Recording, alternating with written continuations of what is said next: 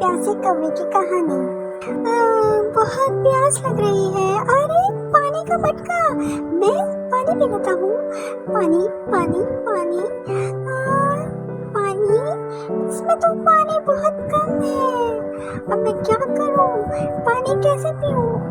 मेरा तो मुंह ही नहीं जा रहा। मुझे पानी पीना है। अरे आइडिया, मैं क्यों ना ये पत्थर इस मटके में फेंककर पानी को ऊपर ले आता हूँ। हाँ, ये देखो, ये आइडिया तो काम कर रहा है। थोड़ा सा और डालना पड़ेगा, थोड़ा और पत्थर डालने पड़ेंगे। मैं और पत्थर ले आता हूँ, और पत्थर। हाँ, पानी ऊपर आ रहा है, पानी तो ऊपर आ रहा है। अरे वाह, थोड़ी सी और मेहनत करनी पड़ेगी।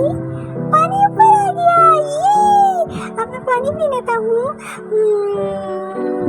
बहुत प्यास लग रही है। अल्लाह शुक्र, अल्हम्दुलिल्लाह।